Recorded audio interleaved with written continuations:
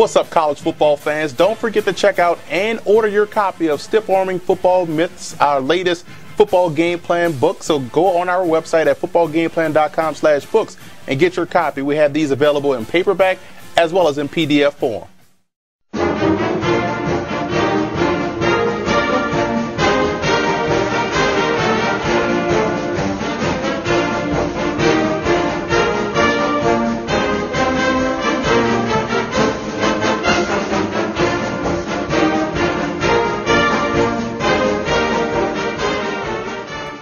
Welcome to another edition of Football Game Plan University's Talking Ball with the Czar. I'm here on the campus of Shippensburg University with offensive coordinator and running back coach J.C. Morgan. Coach, thanks for having me. Thanks for coming and visiting. No problem. At Shippensburg. Oh, hey, listen, you were a running backs coach. Now you're the offensive coordinator. So I got to ask you, as a former running back, what do you look for in a back when you're out there recruiting? You know, I think the main thing with us is we want a complete running back, and we want somebody who can obviously run the football and be able to handle the demands of running at the collegiate level. But when I say we want a complete running back, we want somebody who can catch the ball out of the backfield and also contribute in the blocking aspect, you know, run blocking and pass blocking. So we talk about, at Shippensburg, we talk about having 3 down backs, and we don't want to have to take you off the field. It makes us very predictable. So if you're a complete running back, and we find that out through the recruiting process, you're going to rank high on our board. Now, you brought up an interesting point about the blocking component, and I have to tell everybody right now, we know running backs don't want to block. Right. So why do you think that's the last piece of a running back's puzzle that's slow to catch up to them running and them catching the football? You know, I think just coming from the high school level, it's not as complex, and it's something that they haven't had to do a lot. You know, I think when young men think about being a running back, they look to the glory parts of it. You know, getting the touchdowns, getting their names in the paper, and you know, that's how you get your name in the paper, by breaking off a 60-yard run or making a spectacular play. So really, at this level, you know, we need you to block it, and the schemes are very complex. The defenses that come at you are very complex, and sometimes it's not even a physical thing. A lot of times it's, you know, just picking up the scheme and understanding the different blitzes and protections. And you know, I think those are the things when you get to the next level that become complex and tough to understand. Once you grasp it and you have the toughness and you have the work ethic to want to be good at it, you'll make it happen. So you're saying knowing who you're supposed to block is, you know, half the battle. Half the battle. A good part of the battle, right? Absolutely. And I think at any position, moving to the college level, you know, it's going to be you're playing chess, not checkers. Mm-hmm. So when you get to the blocking aspect, a lot of it is scheme and just the minute steps along the way, and the technical aspect of it. You know, you have to really own that part. You know, and it's not just getting there and wanting to fight somebody for a couple seconds. You have to make sure you're in great position. You have to have great body leverage. You have to have great pad leverage. Your hands have to be in the right spot. You have to have a great fit. All those different things come into play, and you know, it takes a while to understand that, because it's not just going out and wrestling and I'm going to block you. Right. You have to sit there and be in great position, and you have to know who you're blocking, and you know, and defenses will attack you every which way.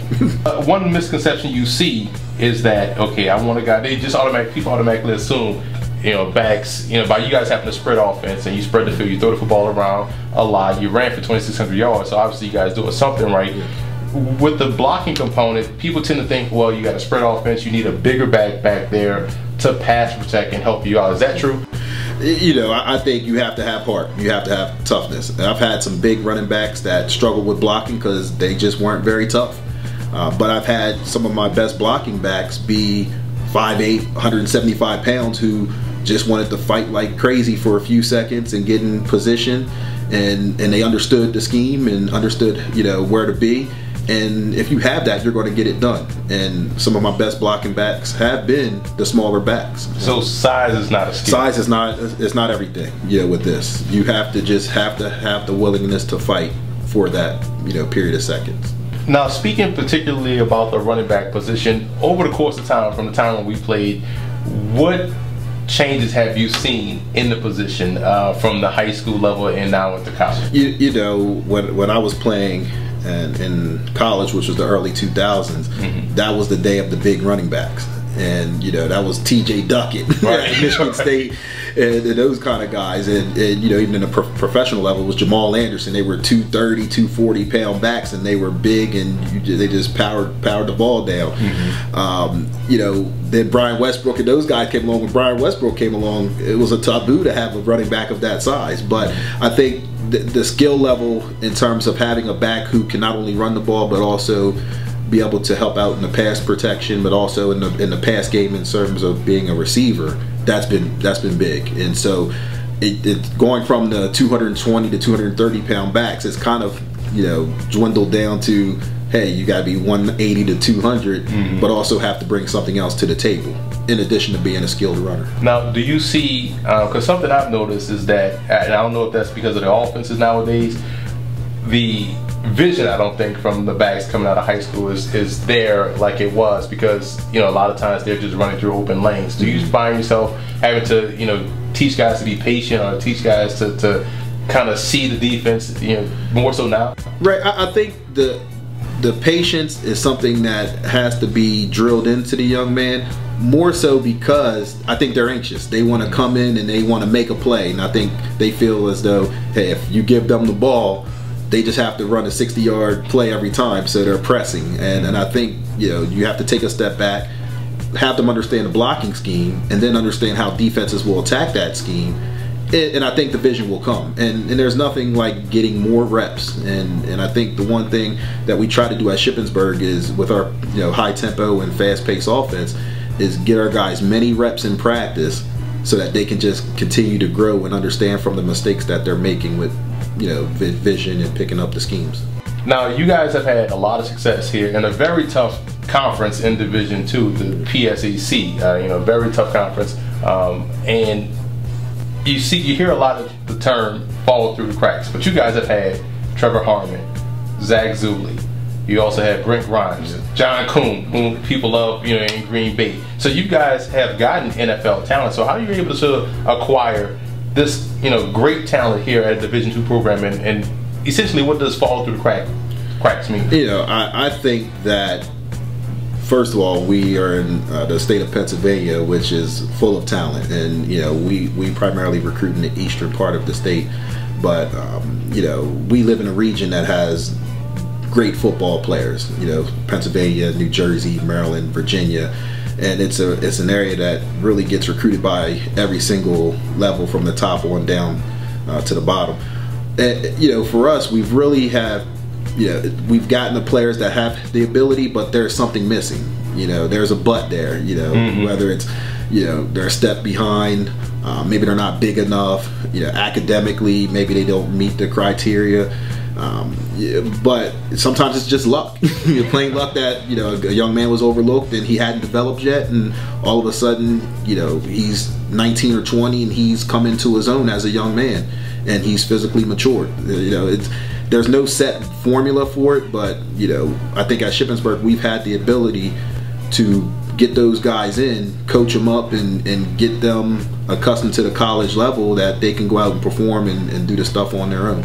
Now, Coach, one of the biggest things that I'm big on is about coaching philosophy. Because again, I've asked this question to every coach that I've interviewed. You know, because I'm big on picking people's brains and seeing why they think the way they do and why their offense tends to look the way it does. Well, what's your coaching philosophy? You know, I think when you're coaching a young man, I think he has to fully believe that you are invested in his future, not only as an athlete but as a young man. And that young man has to know that you care about him. And I think part of coaching, or the biggest part of coaching, is relationships. You have to develop a relationship with that young man. You have to understand him, his situation, what makes him tick, and what motivates him to be better as a whole. I think when a young man realizes that you have his best interest in heart, he'll go through a wall for you.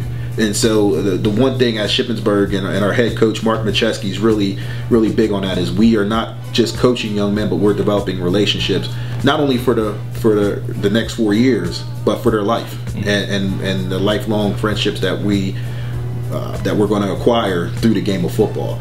So until you grasp that part, it's tough to coach a young man. And then eventually, as he begins to trust you, you can really get at him and really push his buttons and motivate him.